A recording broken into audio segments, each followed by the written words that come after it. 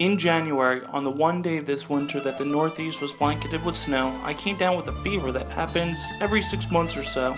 A sickness which will not go away unless I sit and watch The Godfather for 7 straight hours. This time around, HBO had edited the Francis Ford Coppola films in such a way that I could watch the whole saga in order, starting with Vito Corleone's beginnings in Italy in 1901 and ending with his son's transgressions in the late 50s. After finishing the marathon, I had a feeling which usually pops up not long after finishing these movies.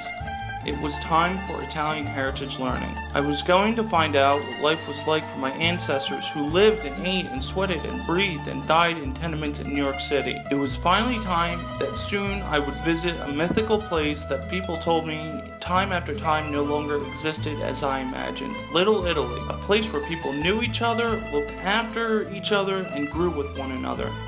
I decided it was time to find out for myself what happened to the most famous of all Italian enclaves. Italian immigration surged in the late 19th century.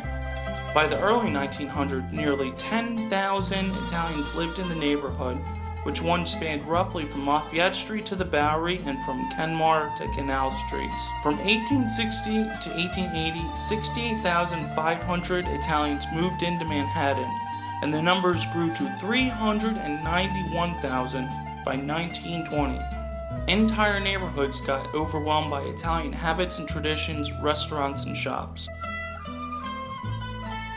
Little Italy, in Manhattan's lower end, was divided on the basis of the Italian regions of the residents' origin. North Italians went to Bleecker Street, Genovese people around Baxter Street, and Sicilians grouped on Elizabeth Street. In 2000, there were 44 Italian-born residents in Little Italy. Today, not even one. The Little Italy I had imagined was gone. As I moved from street to street looking for the scenes of the films, they were unrecognizable, an invention of Hollywood. Dean Tavoularis, the production designer in Coppola, had recreated an early 20th century New York City that barely existed in the 70s and is certainly gone now. It was a wonderful magic trick on their part. I simply could not wrap my head around the fact that this street was also in fact this street. In 1975, the residents of 6th Street between Avenues A and B used money from the filming on their stoops to turn a dying street into one that thrives today. They built a neighborhood Garden of Eden all by themselves. Mulberry Street, the decades-long epicenter of Little Italy, was a grand disappointment. In the fall, it is home to the San Gennaro Festival, but when I went, it more resembled a carnival. As you strolled the sidewalk, real live hucksters, the hosts in front of each restaurant did anything they could to draw you into their tourist web and get you at a table. There were small traces of authenticity. In the center of all this was the Italian American Museum, a place that sought to remind you that Italians in New York once took care of one another and was a place of pride. This same museum recently evicted a 50-year resident, possibly the only person in the neighborhood that lived here in the 60s, an 85-year-old woman. I found a real community just a block below in Chinatown. Real people living together for each other, a true self-sustained universe.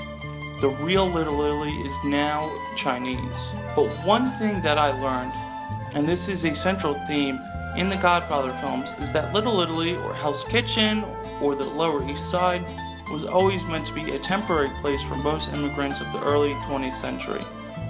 It was simply a jumping off port, an incubator for immigrants to band together and test their mettle and move out to the promised land as they worked hard and prospered. This sounds like an amazing statement, that any piece of real estate in Lower Manhattan is not the most valued place in the known universe. But for centuries, from the time of the Dutch, the idea was that life would begin here, and when you prospered and multiplied, then you could move away from this place and live life as you saw fit.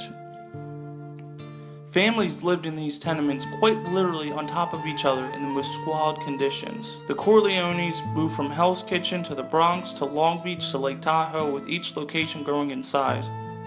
But they knew the locations were not the important thing, but the people they held close. Their New York would always be in the faces of their children, their brothers and sisters, wives and husbands.